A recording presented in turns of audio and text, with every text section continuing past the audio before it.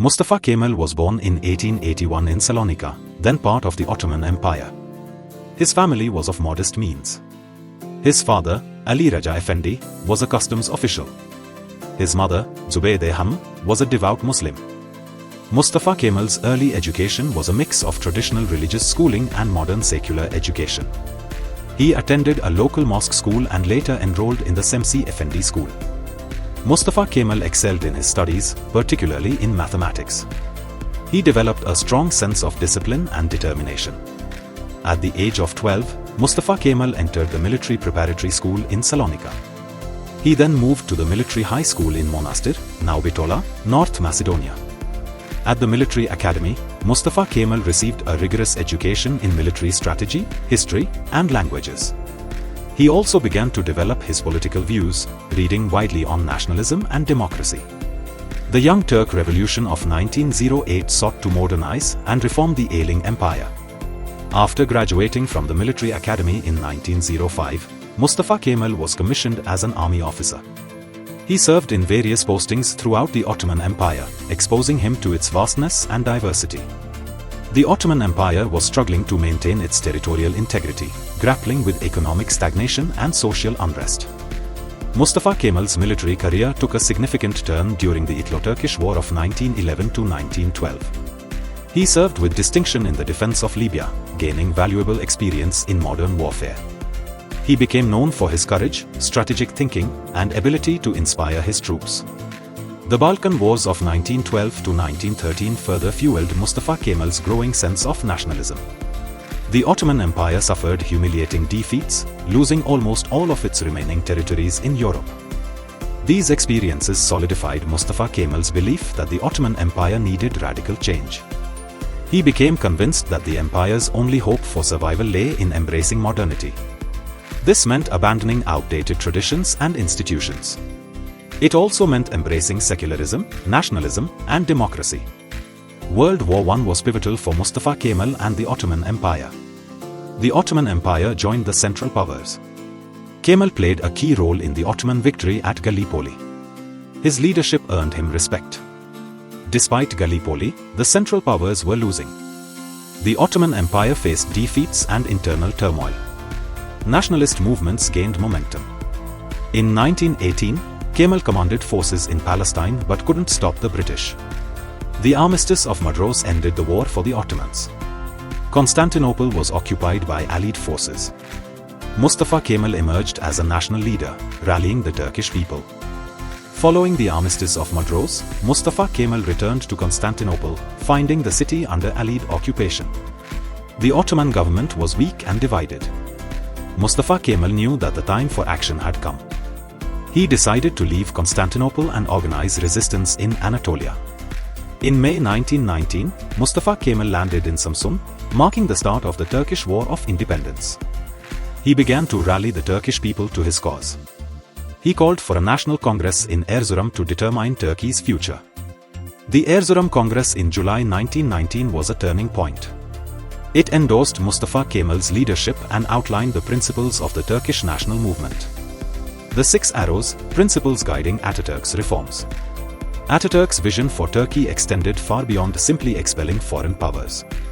He envisioned a complete transformation of Turkish society, guided by 6 fundamental principles known as the 6 arrows: republicanism, nationalism, populism, secularism, statism, and revolutionism.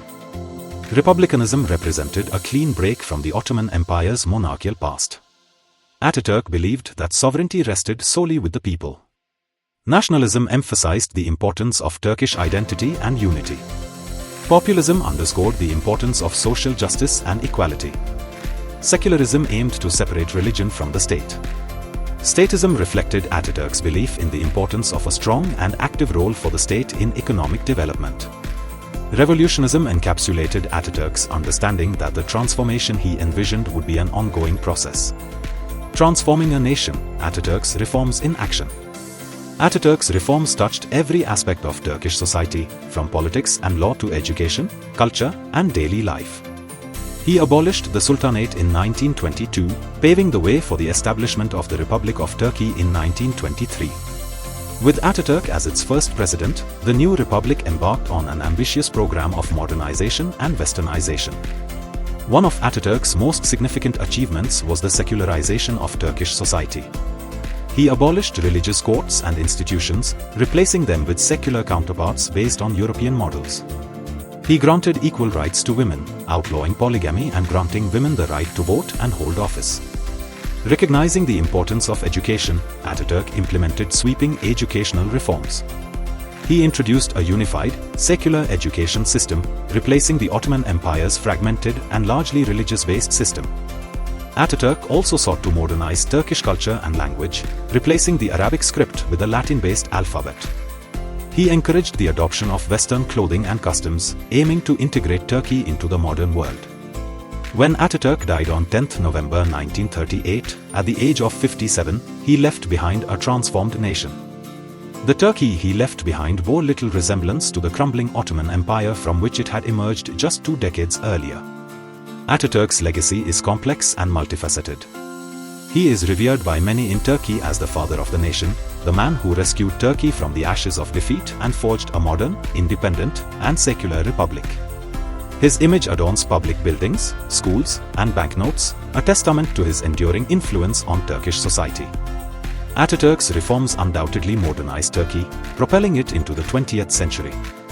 His emphasis on education, secularism, and women's rights laid the foundation for a more egalitarian and progressive society. However, Ataturk's legacy is not without its critics. Some argue that his authoritarian tendencies and suppression of dissent stifled political pluralism in Turkey. Despite these criticisms, Ataturk's impact on Turkey and the wider region remains undeniable. Ataturk's legacy extends far beyond the borders of Turkey. He is regarded as one of the most influential figures of the 20th century, a visionary leader who inspired other nations struggling for independence and modernization. His model of national liberation and state-building resonated particularly strongly in other post-Ottoman states. Ataturk's emphasis on secularism and women's rights set him apart from many other leaders of his time. His reforms served as a powerful example of how a predominantly Muslim nation could embrace modernity and progress without abandoning its cultural identity. His legacy continues to inspire reformers and activists across the Muslim world. Despite his undeniable achievements, Ataturk's legacy has been the subject of ongoing debate and controversy. Critics argue that his authoritarian tendencies and suppression of dissent stifled political pluralism. They point to his suppression of Kurdish identity and culture, which contributed to decades of conflict and unrest in southeastern Turkey. Furthermore, Ataturk's strict secularization policies have been criticized for their heavy-handedness and disregard for the religious sensitivities of some segments of Turkish society. In recent years, with the rise of political Islam in Turkey and the Middle East, Ataturk's legacy has been increasingly contested. Some view his secular reforms as a Western imposition that undermined Turkish and Islamic values. Mustafa Kemal Atatürk's legacy remains a subject of both immense admiration and heated debate. His remarkable transformation of Turkey from a crumbling empire into a modern, secular republic stands as a testament to his vision, leadership, and unwavering determination. His reforms in areas such as education, women's rights, and secularism laid the foundation for a more egalitarian and progressive Turkish society. However, Ataturk's legacy is not without its shadows. His authoritarian tendencies and suppression of dissent have been criticized for stifling political pluralism and exacerbating social divisions. Despite these criticisms, Ataturk's impact on Turkey and the wider world remains undeniable. This is Jigyasa Foundation reporting. Thanks for watching.